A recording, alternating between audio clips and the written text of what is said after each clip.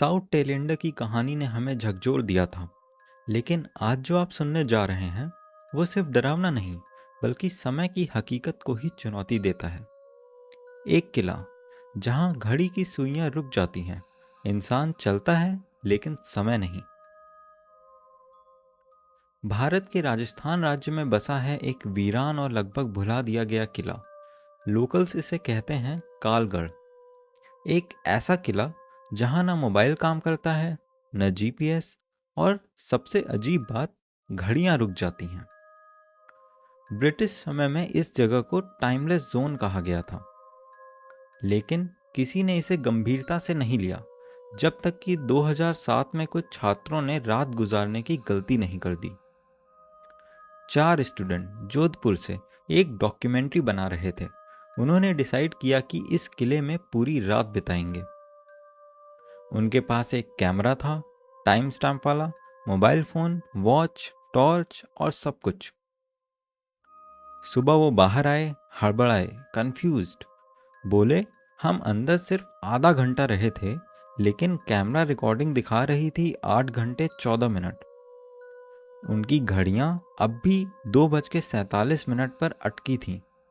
Mobile battery full charge से 0% तक, जैसे किसी ने समय ही खींच लिया हो। गांव वालों की मान्यता यह है कि यह किला काल संरक्षक था। यहां एक राक्षसी आत्मा को ताले में बंद किया गया था। लेकिन अंग्रेजों ने किले के नीचे खुदाई की और उसी रात एक पूरी टीम गायब हो गई। आज भी गांव के बड़े बुजुर्ग कहते हैं उस रात से किला जिंदा हो गया है। यहां एक मंदिर है जो दिन में दिखाई देता है लेकिन रात में गायब हो जाता है। डीआरडीओ की एक टीम ने वहां इक्विपमेंट लगाया था। चुंबकीय क्षेत्र यानी कि मैग्नेटिक फील्ड बहुत असामान्य था। कुछ जगहों पर कंपास गोल गोल घूमता रहा, घड़ी का इंटरनल कॉइल जल गया। जीपीएस रिकॉर्डिंग में लूपिंग पैटर्न यानी कोई जगह बार बार रिपीट हो रही थी, जैसे समय में फंसी हुई हो। एक वैज्ञानिक ने बोला, ऐसा लगता है जैसे इस जगह की ग्रेविटी समय को मोड़ देती है।